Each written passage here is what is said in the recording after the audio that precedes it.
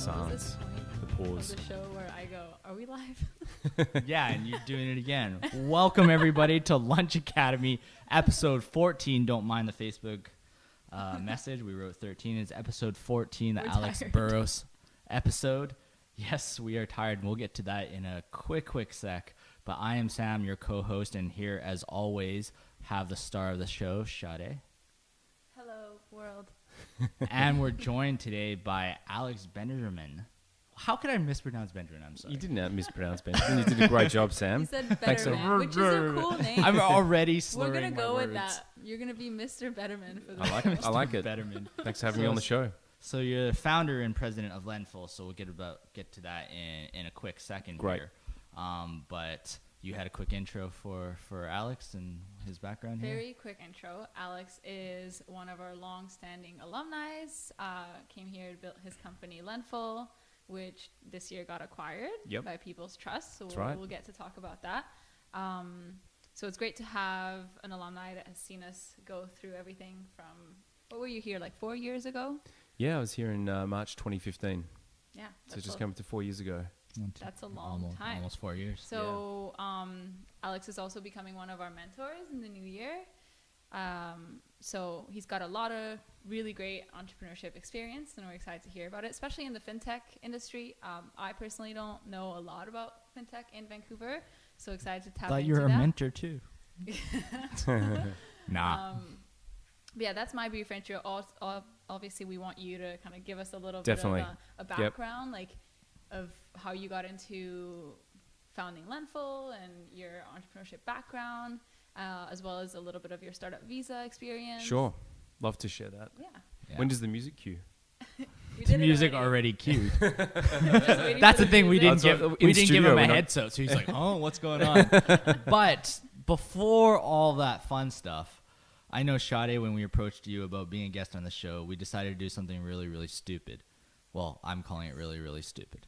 But you were game, and we really appreciate that.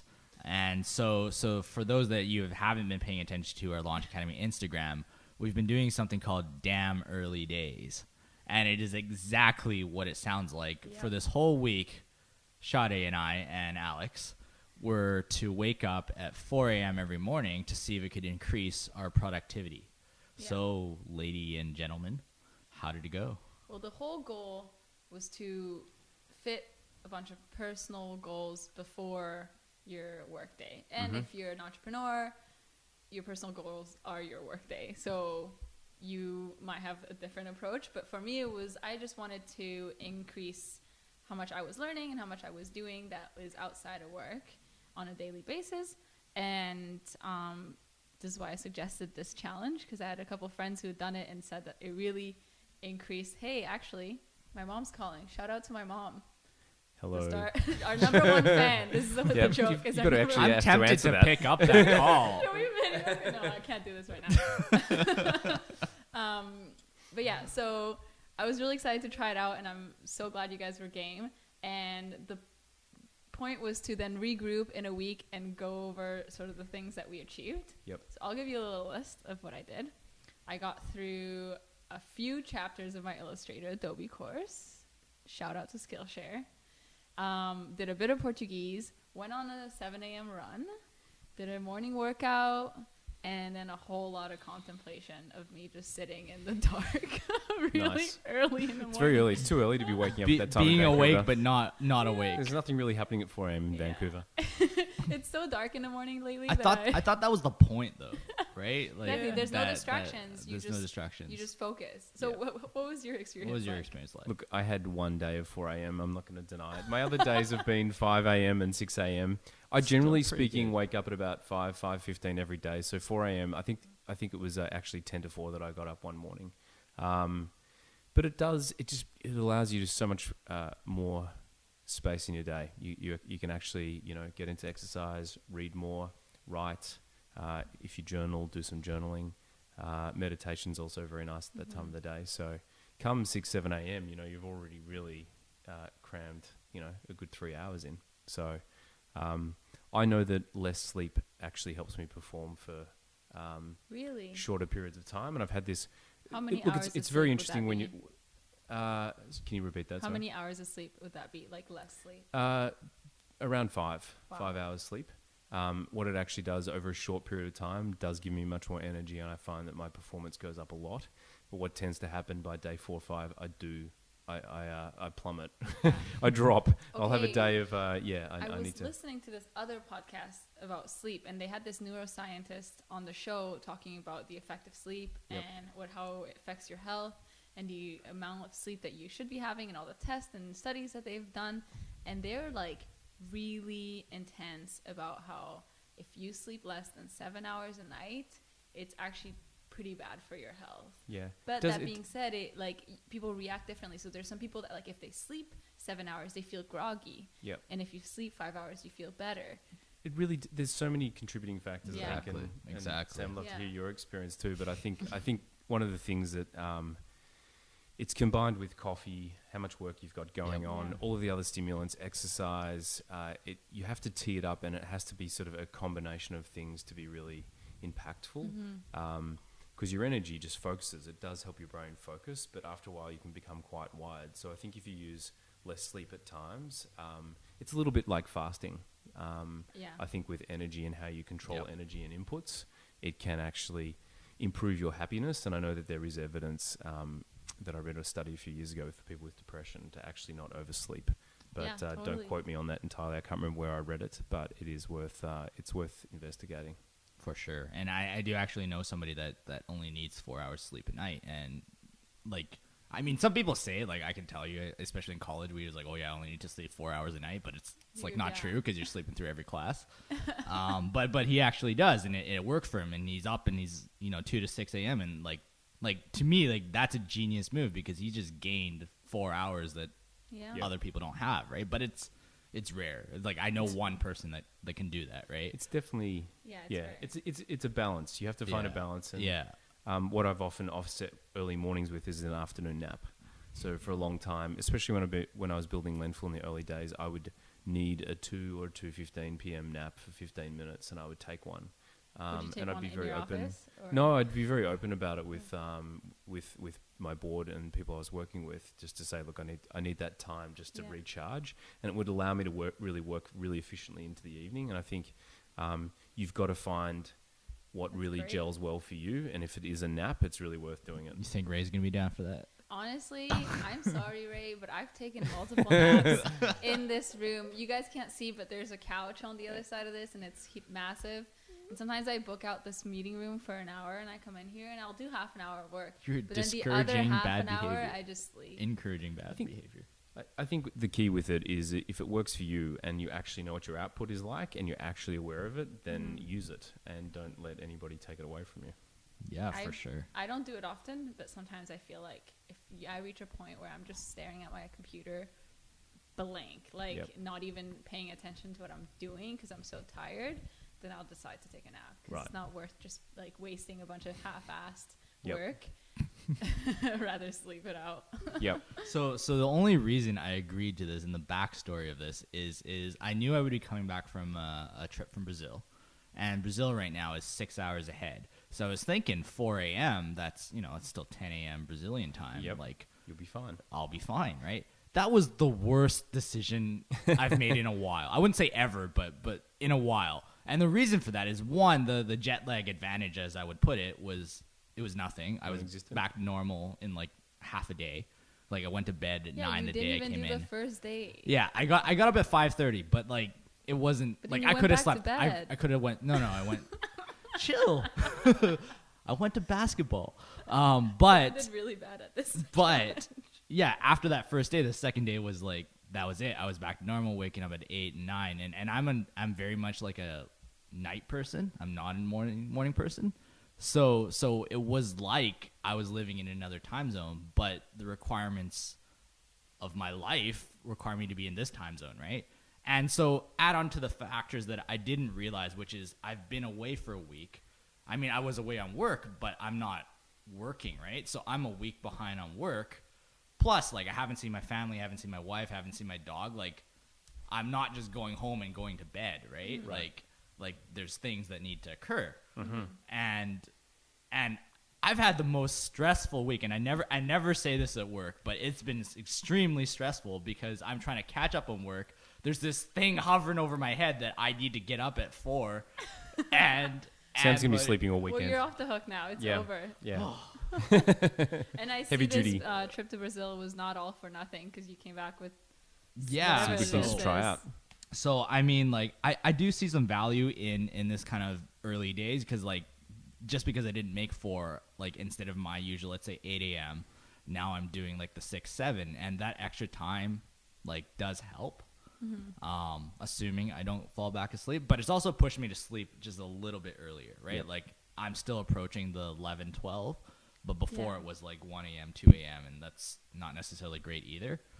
So I have mixed results about this. I definitely didn't make the 4 a.m. I had 2 5s and like a 6:30. Okay. But enough. You have to keep trying. So New year for you, can we all 29. agree that I won? I know it wasn't You a did. competition, but I 100%. Yep. Sure. Well So done. this Well done. this is Full your kudos. prize.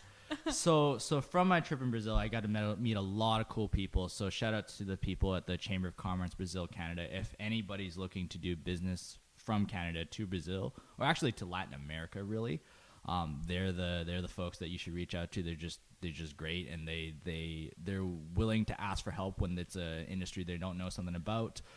They have a lot of connections down there. But through those guys, I met a guy named I'm gonna mispronounce his name is Jamie. So we're gonna roll his picture up in just a second. Sweet. But Jamie works for a group called Apex Brazil. So that's a government group in Brazil. And what they do is they help startups like all the guys here and like potentially yourself find funding within Brazil and outside Brazil as well. So I was telling Jamie about our podcast and how we always feed our guests interesting food. And I was like, okay, what can I bring back from Brazil? I can't come back empty-handed, right?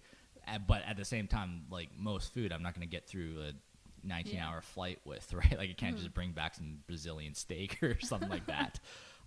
So Jamie was really awesome. Yeah, we're gonna sample this, but he actually snuck out of whatever meeting we had, popped by a grocery store, and he promised. I actually did zero research on what the heck this is, but he said these 2 things are what every Brazilian child would eat. Okay. Well, So this one's gluten free. I'm pretty sure this one's so I can't even interesting. pronounce that. It looks like It's vegetable pacoquita. stock. It's something to do with Right? peanuts. yeah. Let's try it out. So thank you, Jamie, again. Yeah. Yeah. Time for Big some shout outs rapper to you. noises. Wow. Yeah, there were some rapper noises. So this is a. It's a bit like I peanut think butter. this is like Yeah. some sort of like peanut It looks like hard peanut butter. pastry candy thing. Oh wow. Wait, that's so good. Oh, that's a very rich peanut. That's why I need to double check. I'm like, if you got a Producer peanut lady, you want allergy. one? This is like a peanut butter cup. Trader Joe's sells something. similar He with did say chocolate. something about it being similar to like Reese's cup. Yep. That's Yeah, exactly it it. totally But without is. the It's chocolate. without the chocolate. Yeah. So we can kind of snack on that a little bit. Amazing. See if they can get through to the So new year. recommended. I like it. 10 out of 10. If assuming you don't have a peanut allergy, this Yeah. is This delicious. is pretty much 100% peanut. So pacoquita, if you guys are into peanut delicacies. So this is the other one that we'll kind of give a shot now. I'm kind of glad we got the water. It is a little on the sweet side. I haven't tried either of these, by the way. So this one's called Pingo Delite. Nice one. My pronunciation is not great. So Wait, let me see if I can It's like pronounce fudge. It's a fudge. fudge. It's pingo de leche. De leche? Teleche? De le- So oh, if you speak Portuguese and you know how to properly say this, leave a comment down for us. How is it? I don't know if I like this one. Oh, it crumbles. Yeah, I was expecting it to be like chewy. It's a fudge. It's nice. Throw one to our producer. Amazing. I think the peanut one is intense better. though. It's better, but it's I like intense. it better. This one, so. Yeah, Yeah, Shadi's not a fan. no. You thought it was okay? 2 out I of like it. I'm a fan of the peanut butter one a little bit more. That's it's a They can more do of a better on the refined taste. texture. Yeah. Yeah, It's okay. it's all right. Cool. So that being said, I'm back from Brazil, back from the land down under. It's actually a very far place. The I land keep down thinking. under? For Oh no, real? no, That's- that's what it's You're still from the land under down here. But it's actually really far away. It took 19 hours to get there, and it took 19 hours to get back. And I lost the armrest battle both ways on the plane. Wow, 19 hours. So there's a little like 2-hour gap in between where you have to lay over in Toronto. It's faster to get to Australia from Vancouver. Because it's direct, right? Yeah, there's direct flights now. So. Are you going back for Christmas? No, I'm going back early in the new year. So just catch the summer still a little bit, which would be nice. Sweet. Actually, this is a good transition. So Alex is from Australia. He came to Canada through the Startup Visa program. Correct. Launch Academy is the certified host for the Startup Visa program. That being said, Alex didn't go through our program. It wasn't put in place yet. Yep. But tell us a little bit about that experience of... or even like where in Australia are you from? So I grew up in Melbourne. I lived in Sydney for about 9 years. Okay. And then I actually took a year off work maybe 7 years ago. I went traveling for a year and realized that I wanted to get into startups. Okay. And ideally, it would be great to do something overseas. So if you want me to talk you through a little bit of the startup visa experience, for sure.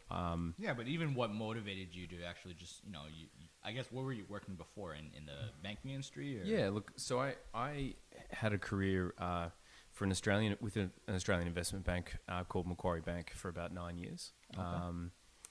And really, I mean, look, it taught me a lot. It was fantastic. It was great sort of structure that helped me develop the skills that I've got now, especially around raising capital, dealing with investors, giving advice to people. I didn't get a lot of business strategy experience, and I think stepping into a startup, you really get, and building your own business in some shape or form, it's incredibly diverse. You get a lot of different exposure to different skills. But for the motivation for me personally, I was really looking for professional fulfillment. So I wasn't necessarily loving what I was doing. I was getting paid well, but I had this battle internally, which was to become to become more fulfilled in my work. What do I need to do? And what I actually came to the conclusion was I need to try and attempt to build something. And my first startup was so we'll go back 6-7 years ago. I started to create an idea from the side of my desk, and it was in the aged care, so senior care space. And this is the classic, I think, what a lot of first-time entrepreneurs experience, which is amazing idea according to me. Yeah. And everybody who I mention it to thinks it's a great idea. So I set about, and you happy for me to go into this? Is this part of the conversation? This is exactly totally where cool. we want to go. Go into like the transition of like how you got here today. So I was really 31, 32. I'd had the year off work. I was working with another group, an investment group for 2 years.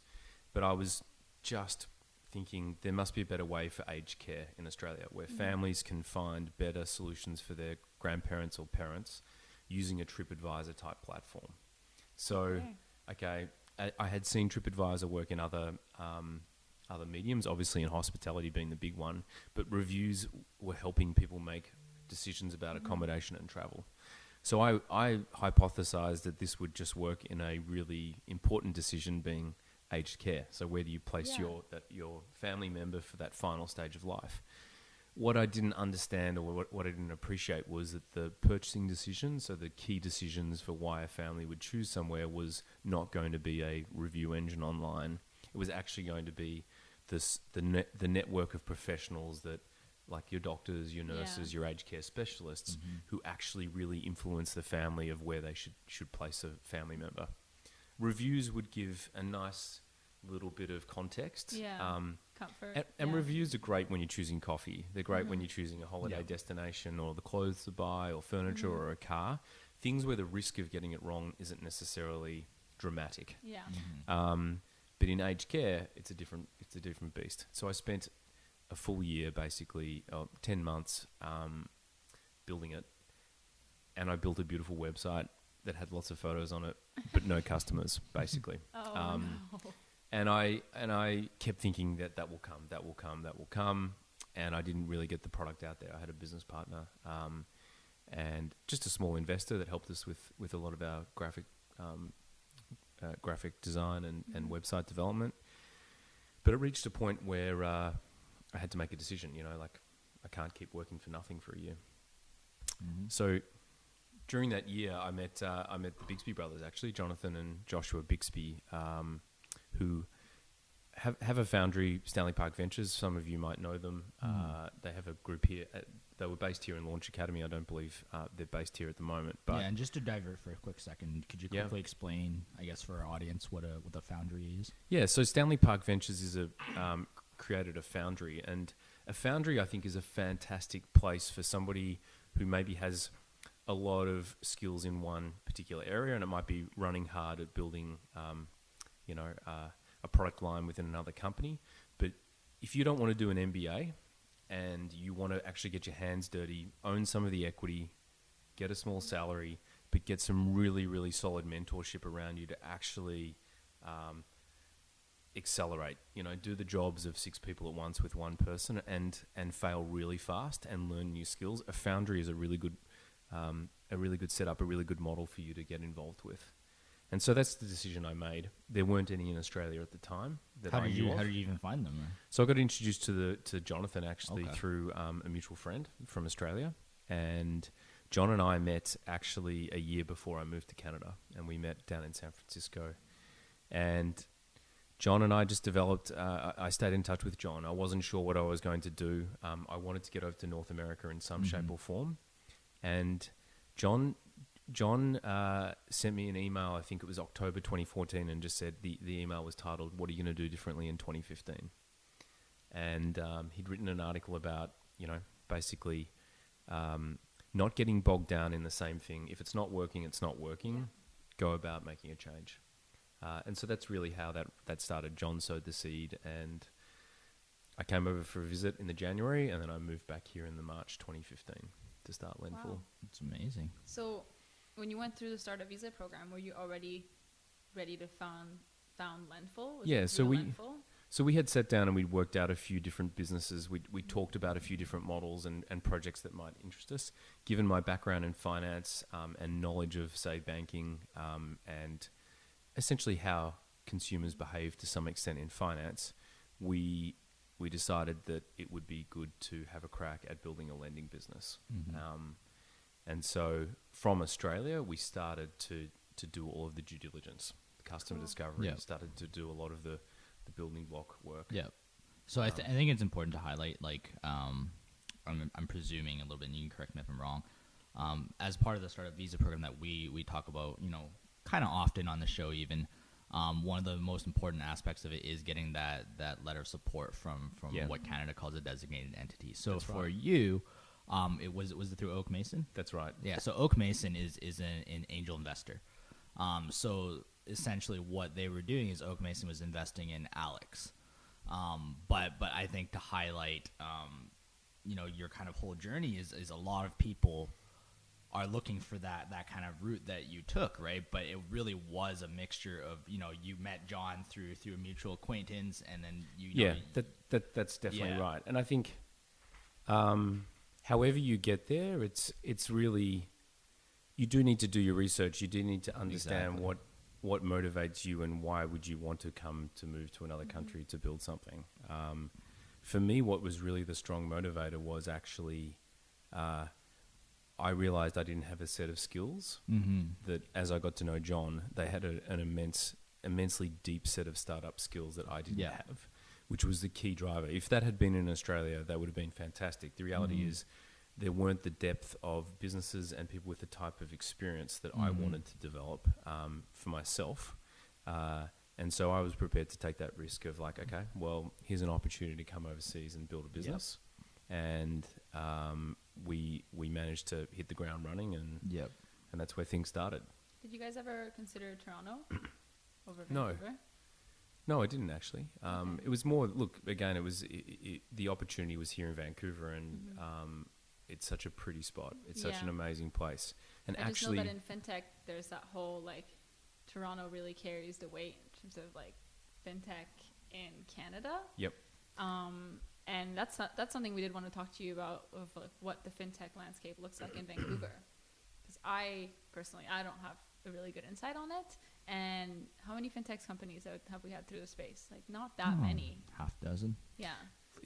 It's really interesting. Vancouver is a hotbed of fintech startups. There's a lot of financial technology that's been built in Vancouver, likes of Mogo, Progressa, Coho. So Dan started with Stanley Park Ventures as well. There's FinAI. There's a number of different groups that started here. I know Kevin Sandu with Grow, so that was Group Lend. And I think the beautiful thing about Vancouver versus Toronto is you can really put your head down here and build a company. And you're not getting caught up in a lot of the distractions of come to an event, come and talk at this, be seen at this, be seen at that. You can actually really just get on and focus and put your head down and start working really, really hard with a lot of... Sometimes when you're in a heavily competitive environment, I mean, Toronto is probably, I'd say, really, really competitive. A lot of people want capital. There's a lot of competition for early stage business. I think there's a ton of opportunity in Vancouver for people if you want to come and just put your head down, get going, and just start proving with results. So a bit less distracting. Yeah, I think for sure. There's one other factor too, is like, you know, look, in fintech, some of the biggest lending companies in the world have come out of San Francisco. And it's worth just, you know, that's 2.5 hours away. Yeah, so the proximity itself is... That's right. And so getting that sort of exposure and easy access to mentorship out of the West Coast was excellent for me at the start.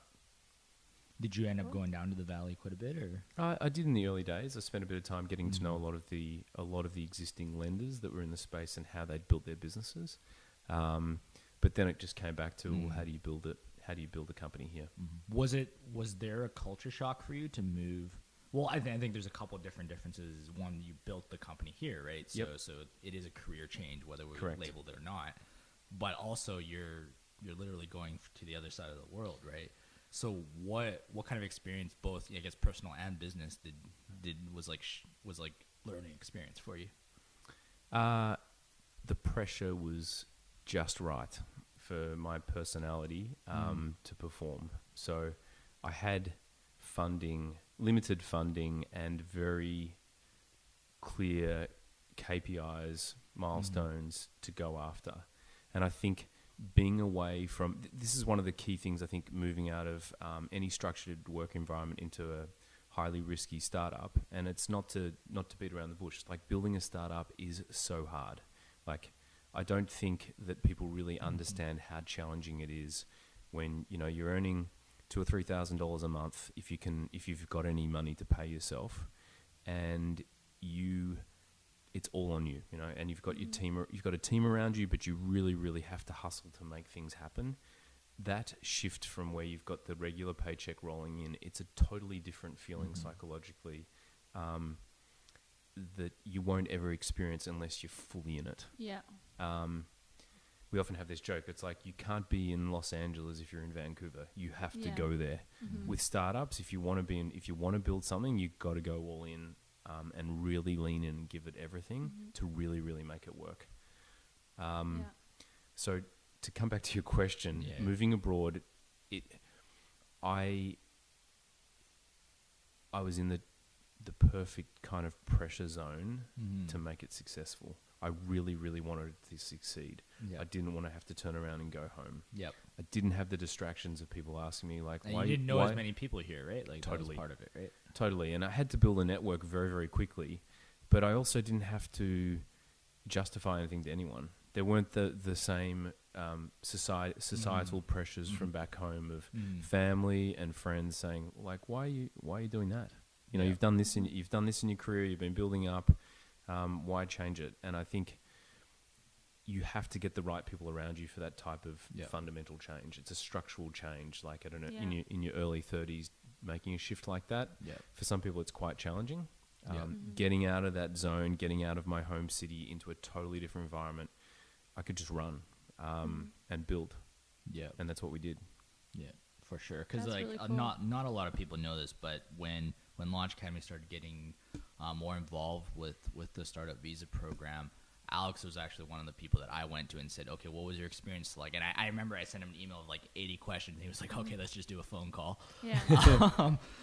And it was really about like, okay, what were the actual pain points of the move? Because I feel like on paper, when we look at a website at something as complex as immigration, they try and make it seem like, oh yeah, you just do this, you do that, you just need an idea, and then you go and do it, right? But the reality of it is there's so many different factors. Some are related to your business and some are not at all, right? Like I know a lot of people, not for you, but a lot of people, the language barriers is a big one for them, both mentally and skill wise, right?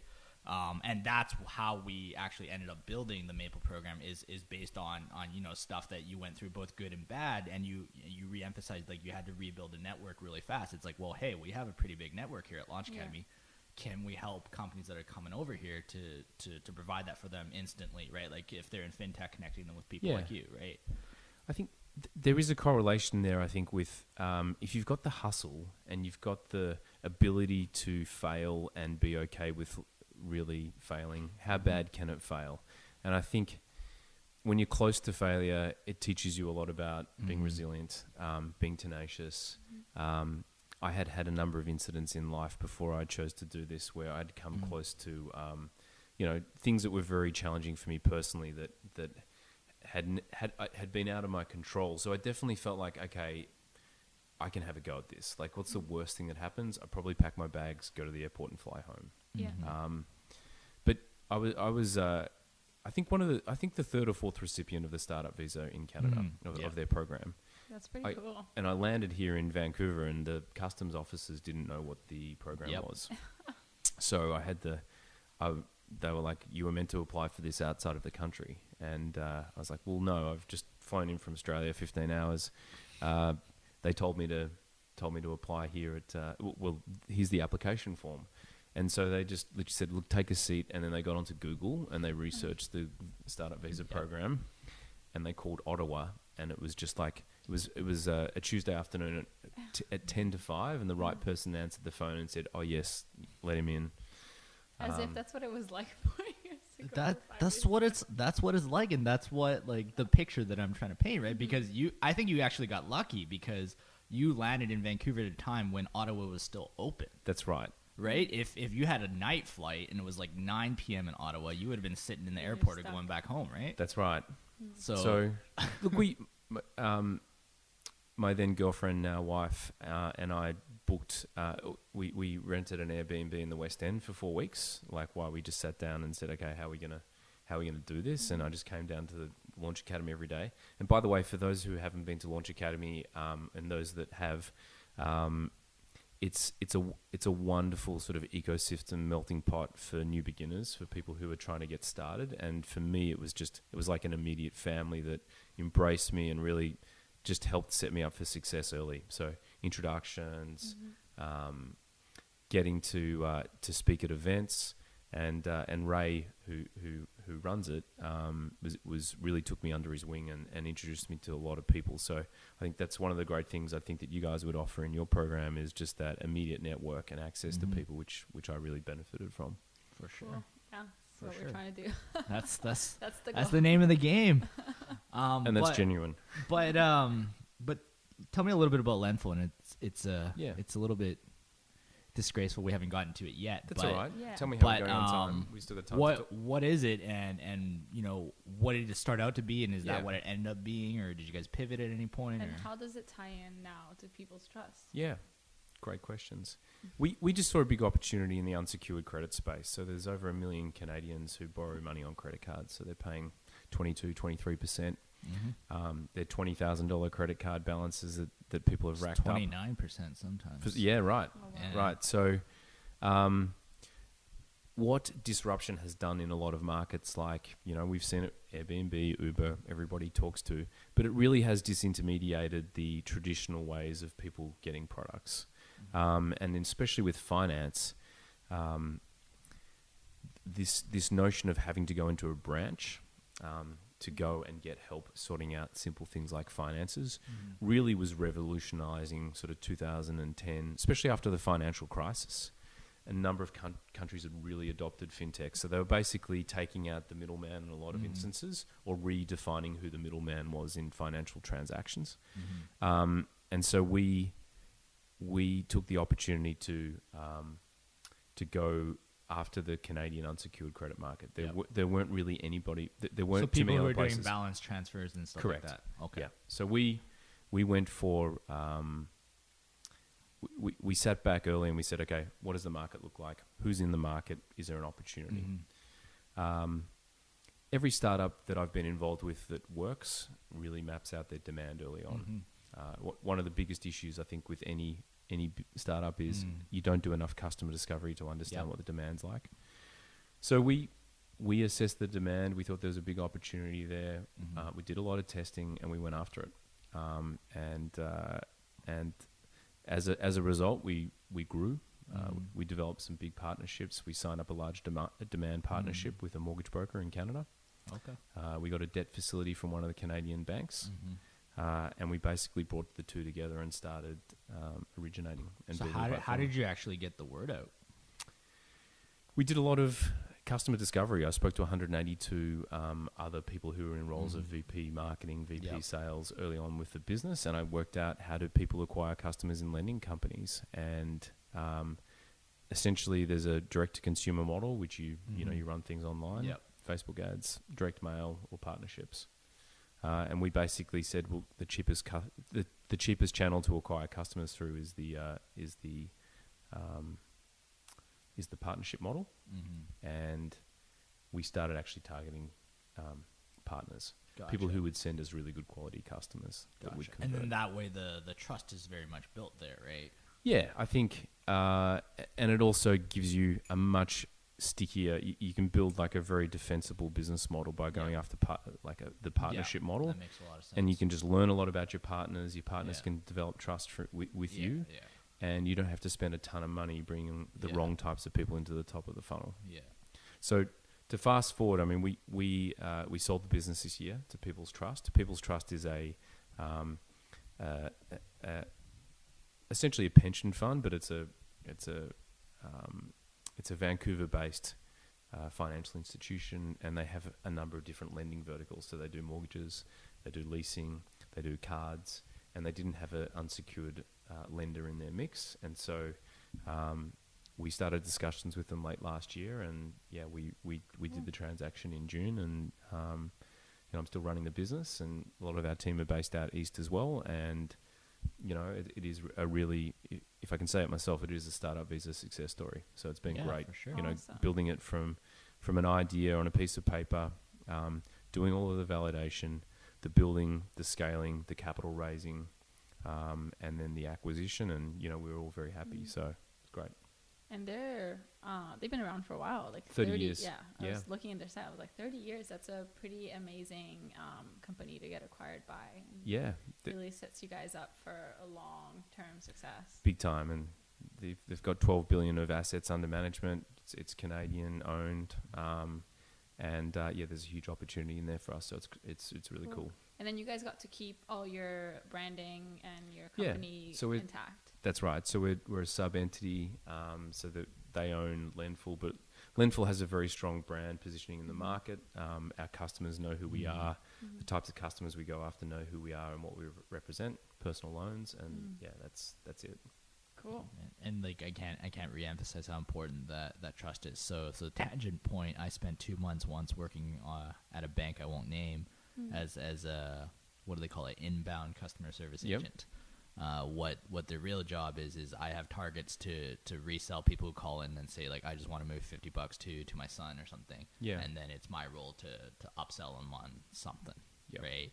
And a lot of times, like, the rates are absolutely terrible, and you can see, like, if this person already has $3,000 in credit card debt or whatever it is, like, they're going to make this move and it's going to alleviate them for the next 4 months, and then the 4 months after that they are completely screwed. Yep. But they do it, and the math shows that enough people do it that the banks can keep pushing it, because because they don't know any better, right? Like, well, it's like, oh, this bank's telling me to do it. I've banked with this guy my whole life. Why would they deal me wrong right now, right? And so that's I think that's really interesting. Well, that's where fintech really Yeah. works. I think there is there's definitely a trust element, and many people believe in fintechs, that they're moving the needle, that they're changing the game, they're changing the way that people use financial institutions, and we've demonstrated that we were able to do it, and that people believe in our product, and hence we've been in business for 4 years. So, it's really, really exciting to be able to build something like that.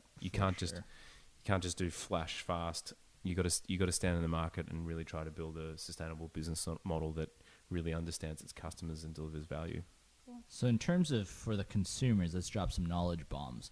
In terms of people dealing with loans, or maybe they have repayments, like that, what's the one piece of advice you would give to those folks? Yeah, it's a great question. I think really high level with credit, it doesn't just happen. Loan balances and so on don't just appear from nowhere. It is heavily driven by consumerism and people's desire to have things now. So what we often see is, we refinance. People have built up credit card debt, which they don't have anything to, maybe show for, and they refinance to us, and it's because they want to get their credit in. They want to get their lives in check. They want to pay off their credit. The difference with us, by the way, is that credit cards are just interest only, whereas our loans are principal and interest, so you have to pay off the principal as well as the interest. Okay. So they generally help people get their credit under control. So I think for any, 18-year-olds or people who are stepping into the world of employment, and you do get a credit card, I think it's really good to develop a good set of rules and a good set of habits around how you spend money. We put so much effort into our work and what we do with our time and to generate income, and it's really, really good to put as much thought into that as to what you do with it when you get it. Yeah. It's not me telling people to not spend more than what they have as well, but I think there are some really good opportunities to think about how people spend money and how they build up credit, how they build up debt. But the cool thing is there are ways to get out of debt if people are in debt, and there's ways to, there's no better time to take action than today. It's worth thinking about. It's worth getting help and speaking to a financial advisor or to a mortgage broker and saying, okay, this is my current situation. What would you propose? And get a team around you. Get a coach. Get somebody to help you that can get on top of your debts. And there's plenty of ways to do it. And there's a lot of similar people in the same position. If you do find yourself in debt, I think it's one of those things people feel very ashamed about, or they feel like it's a really tricky conversation to have a conversation about. One of the key things is don't worry alone. Spread that that worry with somebody who can actually help you develop a plan, like a personal trainer, to get on top of it. So that would be what I would share. Yeah, that's some really good advice, the whole not worrying alone. Because worrying alone, it just escalates and nothing gets done. Yeah, you can really run into brick walls, and I think how do you get around that? Somebody will have experienced what you have before, whatever that is. And that's the same to the entrepreneurs out there, or people who are in the hustle and really worried about that round not closing, or the next thing, somebody's left their team. These things always work out. It's really just a matter of who you consult with and how fast you move on it. And that's something I think I've experienced in the few years that I've been around at Launch Academy with entrepreneurs. It seems like it's a very lonely process. And my entire goal as coming on as a community manager was to kind of at least take that away from the process and make it feel like it's that you're part of a family. Like you said, when you walk in and you feel like you belong here and you're not alone, and there's a lot of people going through the same challenges as you just have to find them and connect and talk. And we try to do that as much as possible through peer-to-peer workshops and just social events and networking events, and just getting people in the same room talking about their challenges and at least getting that social support. Yeah. 100%. It is. There's a vulnerability that's required to overcome things, and I think, especially if you go back to debt, all the way down to debt, and also in working in the startup world, there's a lot of correlation there with actually putting your hand up and saying I need help. I get on top of things? And that's really the great thing with Lendful. Lendful's name is based on mindful lending. So taking on the being thoughtful. Like, what am I doing? How do I get to where I want to go? Yeah, Awesome. yeah, for sure. And one of the questions I always ask every member that comes in is what is your runway? And it always throws them a little bit off guard because they've met me for 15 minutes on a phone call, and now I'm asking about Like how much 2 money weeks. they have, right? but I think it's really important not just for me to know, but more so for them to know. And I think a lot of entrepreneurs, and this is a knock, is there's a mix between you have to dream big, but you also have to be realistic within your means, right? 100%. So a lot of times when we're too busy dreaming and you're like, but my runway is 2 weeks, but don't worry, we're gonna make it big in this 2 weeks. Like that's an issue, right? When okay, I have 5 months to realistically give it a go at this, or in your case it was like 1 year or something like that, right? That way it kind of puts it in a box a little bit where you have to you have to do something different. You're not just going insane doing the same thing, trying to make it work, right? There's one way to, like, every startup, it's like, how do you make revenue? How do you make money? Like, doing things for free is like, okay, it can be nice depending on what type of business it is, but really there should be a value to what you're offering and what you're bringing to the market. And it's really like a lot of the funding issues can start to go away or improve based on how much revenue you have. So really thinking about, if you're sitting there thinking, how do I monetize what I'm doing? Find out.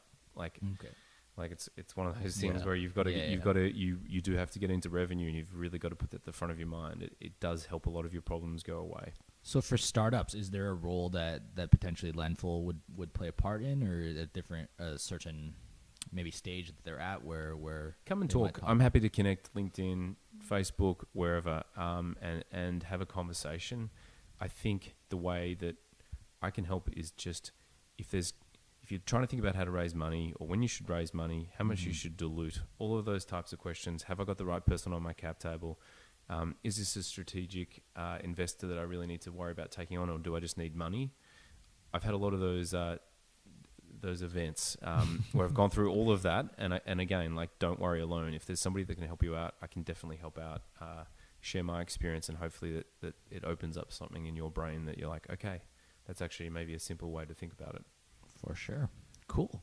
Yeah. So that kind of all just about wraps it up. I think time flew. Do we have any announcements? The only Just announcement. 1,000 text messages and phone calls coming so through. I'm sorry, very rudely texting on the show because, and this is gonna make me look like less of a bad person, is I was really trying to organize a surprise for Sam because it's his birthday tomorrow. Oh, happy birthday, Sam. And Well, thanks. I ordered Juke fried chicken on Foodora, except they called and I wasn't paying attention and I missed the call, so they probably left with the chicken. And then Alana, The chicken is being left Has it come? Has it arrived? no, I think they left without it. And then that was them calling. a teammate was supposed to come in with chicken with like candles on it. It was supposed to be cute. Anyways, still pretty cute. instead I looked really rude on my phone texting. But happy early birthday to Sam. That's Thank the you. only announcement I really have. Oh wait, no, other announcement is that this is our last episode before the Christmas season. Thanks for squeezing me in. Yeah, you're the last one before Christmas, and then we'll be back in the new year with, I think, our next. Who's our next guest? I don't know. It'll be a surprise. You got to stay tuned. Because I can't remember.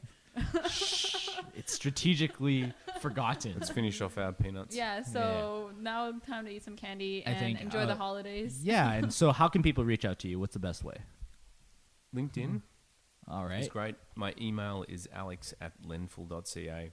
Awesome. I'm happy to help. If I can't help you, hopefully I can introduce you to somebody that can. Perfect. But yeah, I think Canada's a fantastic place to come and build a business, especially Vancouver, especially Launch Academy.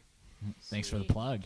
So with that being said, make sure you're staying tuned, subscribe so that we can find out who our next guest is. If you're not already following us on Instagram, Facebook, Twitter, what else is there these days? I'm All the missing one. things. LinkedIn. Just Google us. Yeah, Launch Academy HQ for all of those things. In person's always nice. In as well. person is always nice. Do not pop by without giving us a heads up. Yeah. We will try our best to connect with you for meetings and whatnot, but it really throws us out of whack Yeah. when you just show We don't up look and like it, but we are busy. and I give very weird faces, and it's mostly of confusion. It's not of disgust. It's of confusion. Why are you here? Yeah. So that is it. We do tours also every Thursday at 4:30. Open house. So you don't need an appointment. You can just come by, but do come by at 4:30, not 3:30, not 8:30. And then keep an eye out on the event page of our website. Lots of cool things. Lots of opportunity to come into Launch Academy and meet our members, meet our alumni. Last thing I do want to say is thank you so much for Danny from STG for stepping in as our producer today. Giselle has exams. Yeah. Like, what's that about school? Thank you, Danny. Thank you, Danny. Nice. All right. Thank you. So do you have any shout outs that you want to give it to? No, just keep going. Think about doing something big in 2019 to all the entrepreneurs out there. Think about how you're going to do it differently next year. If you're working on something that's not working, it's a good time over the holidays just to say, you know what, might be time to park it and try something else. But everyone who's right in that the pressure point, keep riding it, keep swimming upstream. It's fantastic. You'll miss it when you get acquired. that seemed like a confession there. Well, thank you so much, Alex. Yeah. Thanks a lot, guys. Awesome. Thank you And for having me on on. behalf of everybody at Launch Academy, I guess this is where we say a Merry Christmas and a Happy New Year. Yes. Yeah, fantastic. All right, we're signing off now. Thanks, guys.